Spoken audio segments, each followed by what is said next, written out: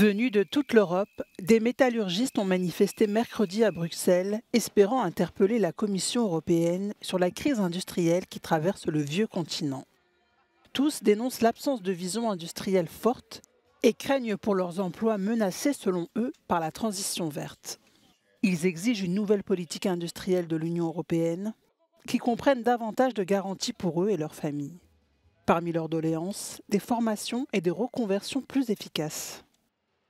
We willen dat als werknemers de transitie maken naar een klimaatneutrale industrie, dat zij mee moeten opgeleid worden om die transitie te kunnen maken en dat wij als vakbonden betrokken worden in het overleg om die maakindustrie en die transitie te kunnen maken naar een klimaatneutrale maakindustrie. Près d'1 million d'emplois industriels ont été perdus dans l'Union européenne depuis 2019. Selon les syndicats, les employeurs masquent l'ampleur de la crise en recourant à des contrats courts et en réduisant le temps de travail, ce qui pourrait entraîner la perte de 4,3 millions d'emplois. D'après les syndicats, plus de 100 000 emplois ont été menacés ces derniers mois. De grandes entreprises européennes ont annoncé des fermetures d'usines et des licenciements. 2 entreprises allemandes, ThyssenKrupp et Volkswagen, sont en tête de liste. Pour faciliter la transition, l'Union européenne a créé le Fonds de transition juste dans le cadre du Green Deal, doté de 17,5 milliards d'euros. I think it's good that we have a Just Transition Fund, but I think right now it's not big enough and it can't be used for everything that it needs to be used. For my intents, we need to broaden the scope. We need to have enough resources, especially in those regions where the transition really hasn't taken place yet. So it's important to have a strong Just Transition Fund to support those sectors that need to transition and make sure that the workers get the benefit of it. Les représentants syndicaux se sont également entretenus avec le commissaire à la stratégie industrielle. Ils souhaitent que l'exécutif européen élabore une directive sur les transitions équitables, obligeant les entreprises à anticiper et à gérer le changement tout en coopérant avec les syndicats.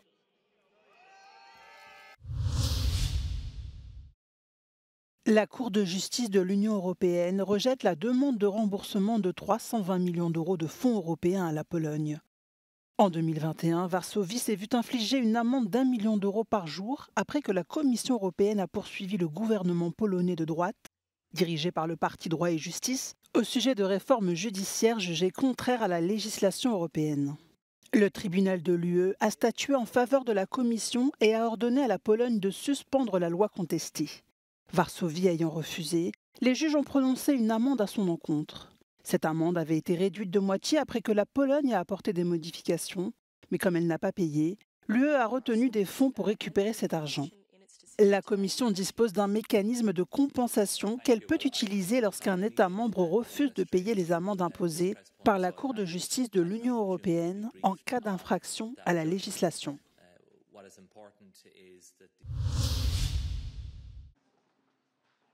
L'annonce du président américain Donald Trump selon laquelle les États-Unis pourraient prendre le contrôle de Gaza après avoir définitivement déplacé sa population vers d'autres pays a été condamnée dans tout le Moyen-Orient et au-delà. Une déclaration célébrée par les membres d'extrême droite du cabinet de Benyamin Netanyahou. La guerre d'Israël contre Gaza qui a duré 15 mois a complètement dévasté la région. Donald Trump a comparé le territoire à un chantier de démolition, a déclaré que les Palestiniens ne pouvaient pas y vivre et que Gaza pourrait très bien être transformé en Côte d'Azur du Moyen-Orient. 中方始终认为，8人制8是加沙战后治理的基本原则。我们反对针对加沙民众的强制迁移，希望有关各方以加沙停火和战后治理为契机，推动巴勒斯坦问题重回以2国方案为基础政治解决的正确轨道，实现中东的持久和平。 Autre réaction, celle du ministère des Affaires étrangères saoudien qui a publié une déclaration dans laquelle il rejette toute tentative de déplacer les Palestiniens, ajoutant qu'il ne pourrait y avoir de normalisation des relations entre le Royaume et Israël en l'absence d'un État palestinien. La France a également exprimé son opposition au déplacement forcé de la population palestinienne à Gaza, estimant qu'il s'agirait d'une grave violation du droit international. Le Premier ministre australien Anthony Albanese a quant à lui déclaré que ce gouvernement continuait à soutenir une solution à 2 États où Israéliens et Palestiniens pourraient vivre en paix et en sécurité. Enfin, le Kremlin a estimé qu'un règlement au Moyen-Orient n'était possible que par le biais d'une solution à 2 États.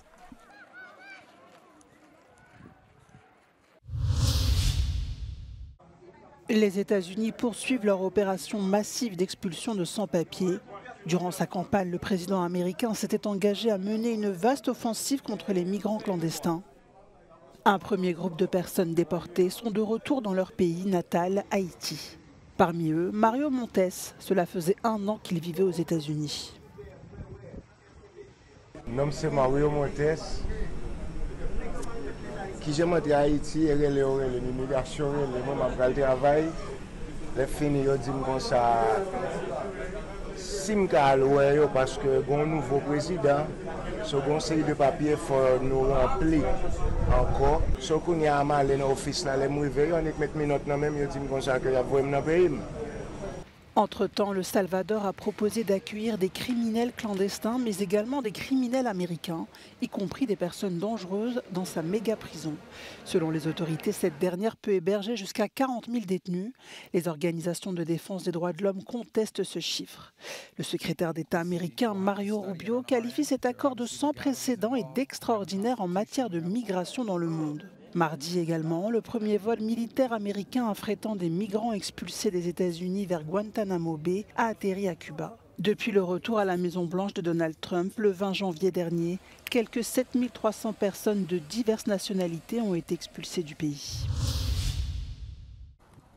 Un pays sous le choc et un bilan qui augmente encore. Une 11e personne vient de succomber à ses blessures après la fusillade dans un centre d'enseignement pour adultes à Örebro, dans le centre de la Suède.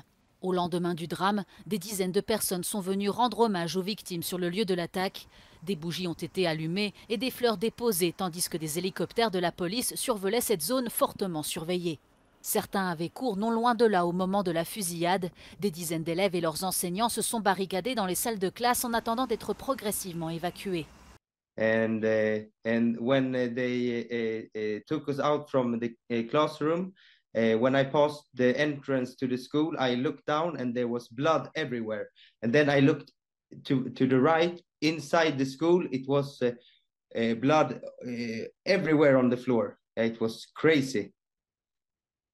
Crazy.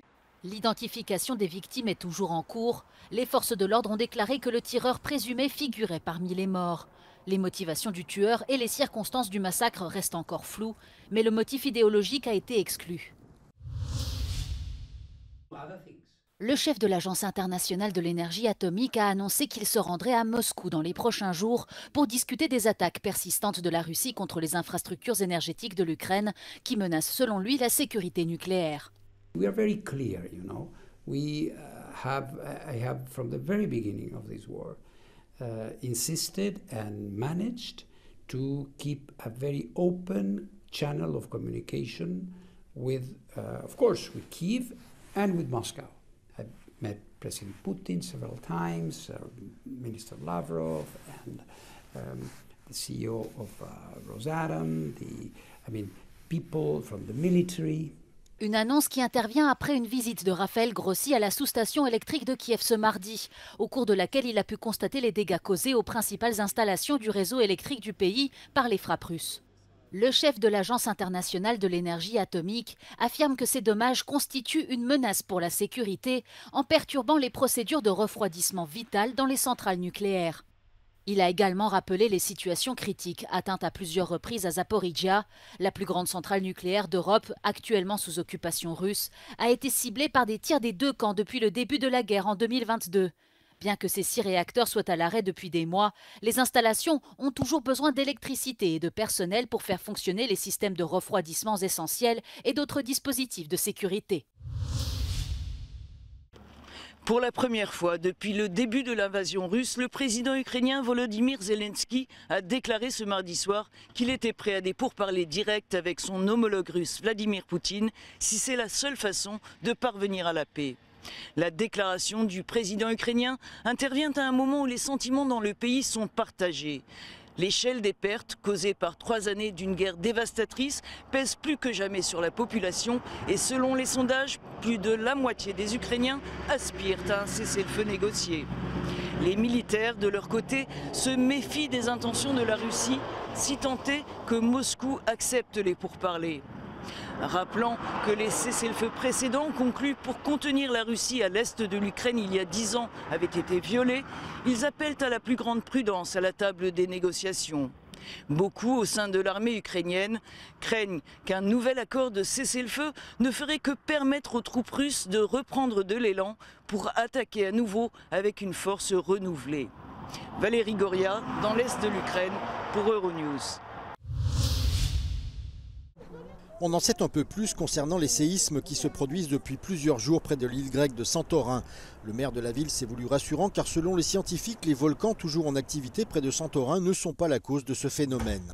Ονομάζεται στη γλώσσα των σεισμολόγων μηνοσεισμοί και να εξηγήσω ότι σημερινός είναι ένας μήνος που λιώνουν του ίδιου είδους, του ίδιου μεγέθους, πολύ όμοιοι σε ένταση σεισμοί που μπορεί να τελειώσει το φαινόμενο, αν το έχω καταλάβει καλά, με αυτούς τους μηνοσεισμούς ή με έναν μεγαλύτερο από αυτούς και να αρχίσει μετά η εκτόνωση. Les centaines de tremblements de terre qui ont frappé cette zone de la mer Égée pourraient se poursuivre pendant des semaines avant de s'atténuer. Le plus fort d'entre eux a déjà atteint une magnitude de 5,1. Pour mémoire, en juillet 1956, un séisme de magnitude 7,7 avait frappé l'île d'Amorgos. Il s'en était suivi un tsunami dont les vagues avaient atteint 20 mètres de hauteur. Environ 10 000 personnes ont décidé d'évacuer les îles par précaution ces derniers jours. Des ferries et des avions supplémentaires ont été déployés. Beaucoup se réfugient à Athènes en attendant des jours meilleurs. Les écoles de Santorin et des îles voisines vont rester fermées jusqu'à nouvel ordre.